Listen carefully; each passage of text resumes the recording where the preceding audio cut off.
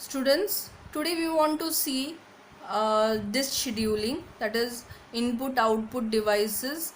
Very important one is disk in an input output devices, and we want to see how this scheduling is carried out. So this slide shows the physical geometry of a disk which has two zones.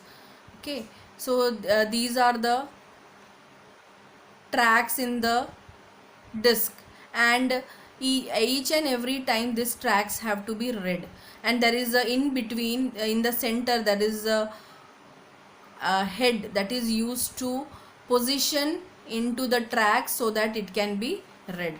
Now we want to see how this disk has to be scheduled.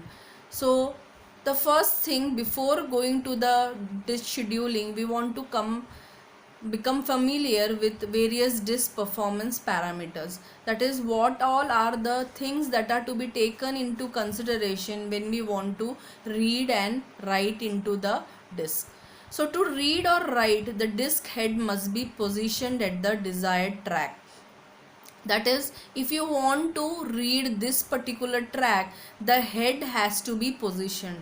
The head has to be positioned wherever it was left. It has to be brought to the position where you want to read it. So there will be some time delay for, or some time will be consumed for this head to be brought to the position from where you want to read.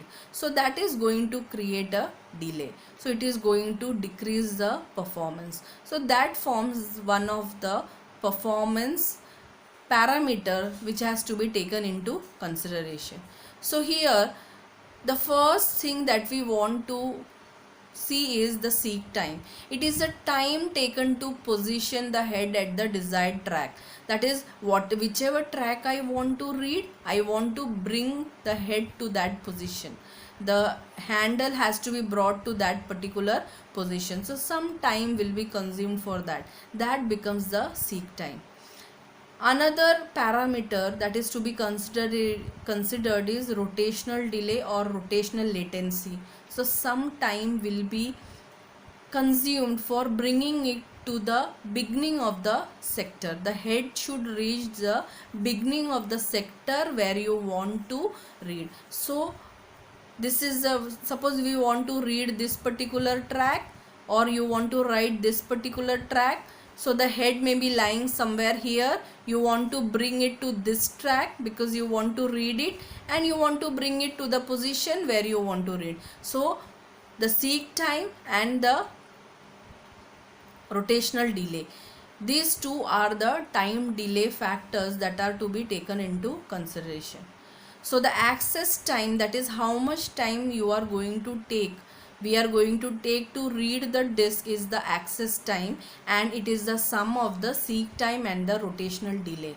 Seek time is nothing but you want to position the head at the desired track, you want to bring it to the track, and rotational delay is you want to bring it to the beginning of the sector, that time.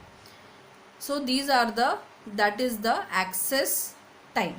So access time is the sum of seek time and the rotational delay. For each and every scheduling, we will be calculating what is the access time. And data transfer occurs as the sector moves under the head. Now each and every scheduling policy will be differing for its seek time. So lesser the seek time, better is the scheduling policy. And for a single disk, there will be number of IO requests. Not only one, there will be very long list, very long queue of the requests that are to be solved. If requests are selected randomly, the performance will be poor. That is why scheduling policies are developed. Now let us see what are the scheduling policies. As we had seen the CPU scheduling, the first scheduling in this scheduling is also FIFO, that is first in first out. So the processes request, okay, the processes are requesting to read the disk, and it is done in a sequential manner. That is, first process will be dealt with first, and the second, and so on, it will be dealt in the sequential manner.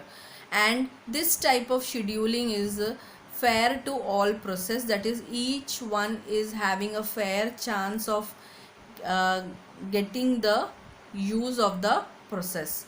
And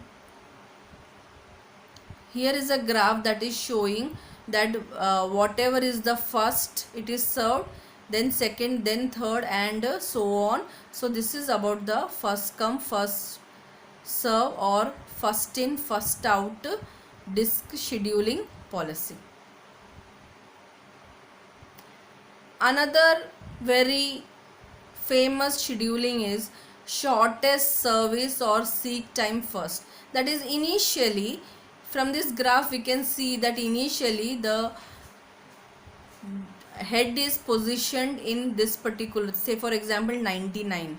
So it will select the next, which request has to be served next will be based on the minimum movement of the disk arm. That is, whichever is the nearest one will be served first, and the next will be the one that is going to carry out, or which is going to facilitate the least movement of the disk arm from the current position. So wherever is the current position, the next will be the one which is going to have the least movement of the disk arm, and it will always choose the minimum seek time. So this is the most popular disk scheduling, and that is shortest seek time first scheduling.